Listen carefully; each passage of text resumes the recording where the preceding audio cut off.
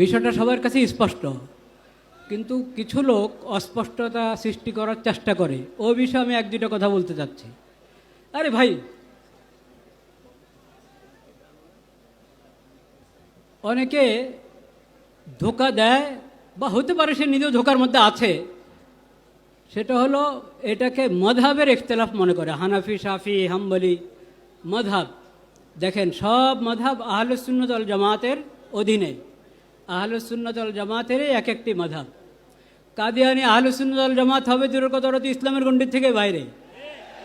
কাজে এটা মযহাবের ইখতিলাফ নয়। 2 নম্বর, কেউ কেউ এটাকে ফিরকার ইখতিলাফ বানাতে চায়। খবরদার, ফিরকা আহলুস সুন্নাত ওয়াল জামাতের মতো হেদায়েতের উপরে তো নাই, ওরা গোমরাহ। যত ফিরকা, বেদাতি ফিরকা, গোমরাহ ফিরকা, ওরা গোমরাহ। কিন্তু তারপরও কোনো না কোনোভাবে কোনো রকম ইসলামের গণ্ডির মধ্যে আছে। কিন্তু কাদিয়ানিরা ইসলামের গণ্ডি থেকে বাইরে। কাজে কাদিয়ানিরা কোনো ফেরকাও না, এরা 72 ফেরকার কোনো ফেরকা না, এরা পুরা ইসলামের পুরা গণ্ডি থেকে বাইরে। তাহলে এটা মযহাবেরও ইখতিলাফ না, ফেরকারও ইখতিলাফ না। তাহলে কি? এটা হলো ইসলাম আর নন ইসলাম। উম্মতে মুসলিমার থেকে বাহিরে ভিন্ন একটা মতবাদ হলো কাদিয়ানি মতবাদ। এটা স্পষ্ট থাকতে হবে সবার কাছে, প্রশাসনের সবার কাছে, সাংবাদিকদের সবার কাছে স্পষ্ট থাকতে হবে। আরও একটা ধোঁকা, প্রতারণার শিকার হয় বা স্বীকার করতে চায় অনেকে, যে এই দেশে তো কত মুসলিম আছে, কাদিয়ানিরা থাকবে, সমস্যা কি? কাদিয়ানিরা থাকবে ইসলামের পরিচয় নয়, মুসলিম পরিচয় নয়, অমুসলিম পরিচয় থাকবে। এই কথাটা প্রশাসন বুঝে না যে তা না, খুব ভালোভাবে বুঝে, সাংবাদিকরা বুঝে, কিন্তু তারা আমানতদারি রক্ষা করে না। নিজেরা মনে হয় ধোকার মধ্যে থেকেও ভান দেখায়, বুঝে না। আসলে সবাই বুঝে।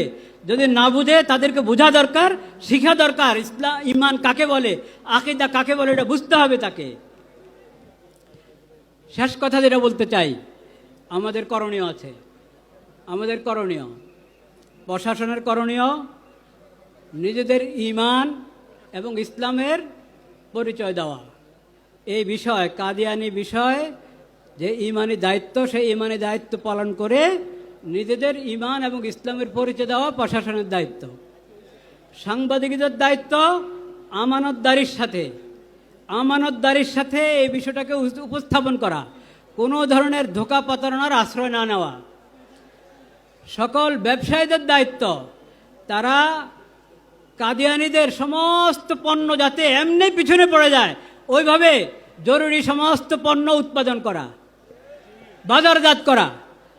কাদিয়ানিদের সমস্ত আরএফএল এবং প্রাণ, অনেক বিভিন্ন নামে কাদিয়ানিদের অনেক পণ্য আছে, এগুলো সব বয়কট করা, পরিত্যাগ করা জরুরি, ফরজ। এটা ঈমানি দায়িত্ব, এটা ঈমানি দায়িত্ব। নামাজ পড়ি রাসূলুল্লাহ সাল্লাল্লাহু আলাইহি ওয়াসাল্লামের সুন্নত মোতাবেক, অজুখানে গিয়ে দেখা যায় আরএফএলের বদনা, আরএফএলের লোটা। এটা কেমন কথা? এটা কি ঈমানি গায়রত চায়? এটা ঈমানি গায়রতের দাবি? এই জন্য কাদিয়ানিদের সমস্ত পণ্য আমরা বুঝে শুনে, যেই নামে হোক, পরিচিত অপরিচিত নামে যেটা হোক, ওটা থেকে আমরা দূরে থাকবো ইনশাআল্লাহ। এবং সমস্ত ইমাম, খতিব, আলেম, ওয়াইজ সবাই এই বিষয়ের উপরে যে আমরা আলোচনা করে থাকি, ওটা বসিরতের সাথে করব, পড়াশোনা করে করব, যাতে ওয়ালা তাকফু মা লাইসা লাকা বিহি ইলম, এই আয়াতের উপরে যথাযথ আমল হয়। আল্লাহ তাআলা আমাদের সবাইকে তৌফিক নসিব করেন। ওয়া আখিরু দাওয়ানা আলহামদুলিল্লাহ।